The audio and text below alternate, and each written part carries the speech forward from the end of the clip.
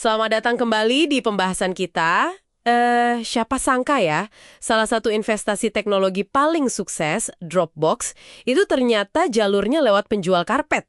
Hah? Penjual karpet? Serius? Serius! Namanya Pejman Nozad.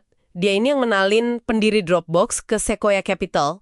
Kedengarannya aneh, tapi ini beneran terjadi loh. Wow, nggak kepikiran sama sekali. Nah, cerita unik ini kan langsung nunjukin inti pembahasan kita hari ini. Soal pentingnya kita keluar dari 4 dinding kita sendiri. Maksudnya, ngelihat keluar lingkaran kita yang biasa gitu ya? Betul, biar bisa nangkep peluang besar berikutnya. Soalnya sering banget ide terbaik itu justru datang dari tempat yang ya paling tidak kita duga. Oke. Dan ini nyambung ya sama buku The Venture Mindset. Di situ kan dibahas tuh gimana para VC, para pemodal Ventura itu secara sistematis malah nyari ide di luar radar mereka. Oh, jadi bukan cuma hoki ya, ada metodenya. Ada.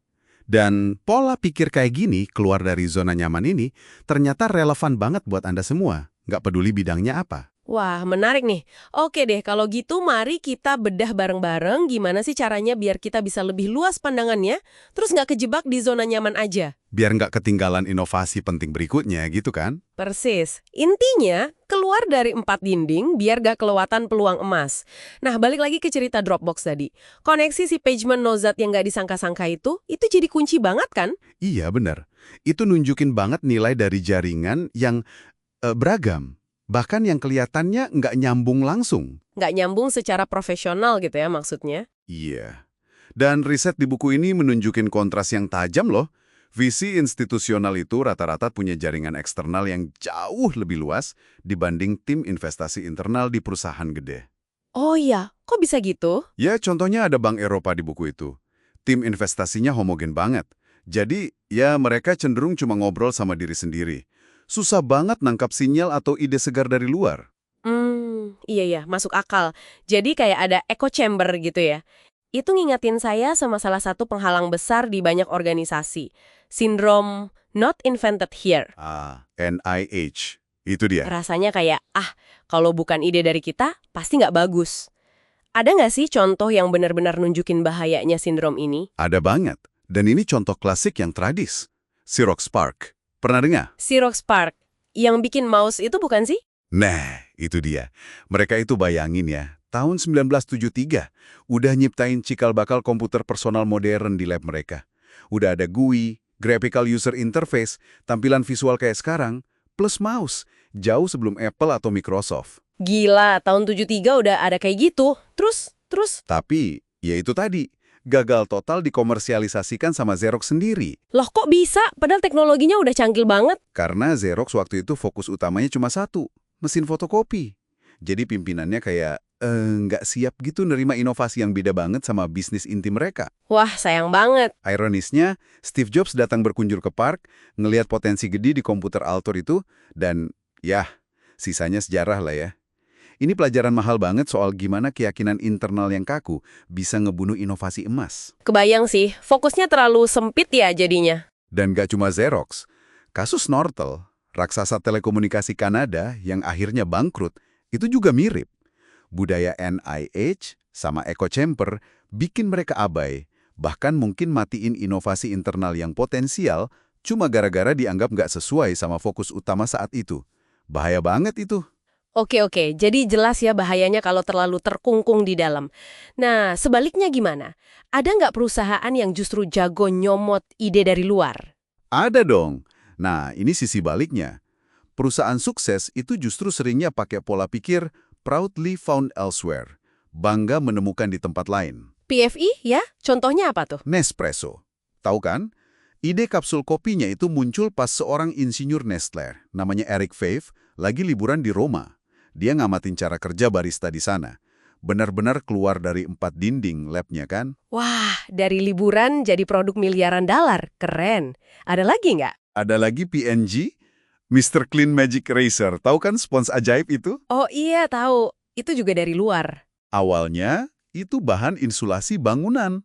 Ditemuin sama pencari bakat teknologinya P&G, nggak sengaja gitu di toko kecil di Jepang. Serius? Dari bahan bangunan jadi pembersih. Iya, penemuan itu akhirnya bikin P&G bikin strategi Connect and Develop. Mereka jadi proaktif dan sistematis nyari inovasi dari luar.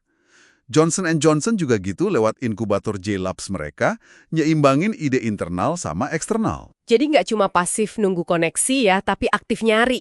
Selain bangun jaringan sama terbuka sama ide luar, ada cara aktif lain nggak yang dipakai visi buat berburu di luar? Oh tentu. Beberapa malah udah pakai data science. Kayak Switch Ventures, mereka nemuin startup Swedia namanya Ribbon, itu lewat analisis data para pendirinya. Analisis data pendiri, maksudnya gimana tuh? Mereka lihat pola-pola di latar belakang dan pengalaman tim pendiri. Yang menarik, model mereka itu nekenin banget pentingnya keragaman pengalaman tim sebagai indikator potensi sukses. Canggih juga ya pakai data gitu. Terus kalau cara yang lebih tradisional kayak email gitu, masih ngaruh nggak sih? Kayaknya udah kuno. Jangan salah. Jangan remehin cold email atau proposal yang nggak diundang. Ada eksperimen menarik dari Stanford.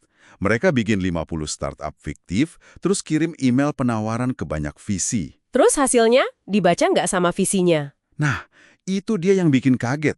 Ternyata lumayan banyak visi yang respon loh. Loh, jadi visi beneran baca dan respons cold email dari startup fiktif? Saya kira langsung masuk spam. Justru itu, tingkat responsnya lebih tinggi dari yang diduga. Kenapa? Ternyata ada ketakutan laten di kalangan visi, mereka takut kelewatan Ramanujan berikutnya. Ramanujan? Siapa tuh? Itu matematikawan jenius dari India, Srinivasa Ramanujan. Dia kan ditemukan lewat surat yang dia kirim gitu aja ke profesor di Inggris. Nah, visi nggak mau dong kecolongan potensi brilian cuma gara-gara datangnya dari sumber nggak dikenal?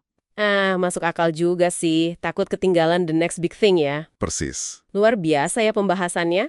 Jadi kalau kita tarik benang merah dari semua contoh dan strategi ini, apa nih intisari yang bisa kita dan Anda para pendengar ambil? Kenapa sih pola pikir keluar dari 4 dinding ini krusial banget? Ya, intinya sih kesediaan kita untuk secara aktif nyari, dengerin, dan hargain ide sama koneksi dari luar lingkungan nyaman kita. Simpelnya gitu. Aktif mencari dan menghargai ya kuncinya. Betul. Ini soal ngelawan bias di internal kita, yang sering nggak sadar kita punya, dan buka diri buat kemungkinan-kemungkinan yang nggak terduga. Karena sering banget, terobosan itu justru datangnya dari sana. Ini bantu kita hindari echo chamber, nemuin ide segar, dan ya ujung-ujungnya tetap relevan di dunia yang berubah cepat banget ini. Pembahasan yang benar-benar membuka mata ya. Nah, sebagai penutup nih, ada pertanyaan buat Anda renungkan. Coba pikirin deh, di mana sih 4 dinding Anda saat ini? Mungkin lingkungan, kebiasaan, atau asumsi Anda. Pertanyaan bagus tuh. Dan yang lebih penting, apa satu langkah kecil aja yang bisa Anda ambil hari ini untuk mulai ngintip sedikit keluar batas itu? Supaya nggak kelewatan Ramanujan atau alto Anda sendiri di masa depan. Coba direnungkan.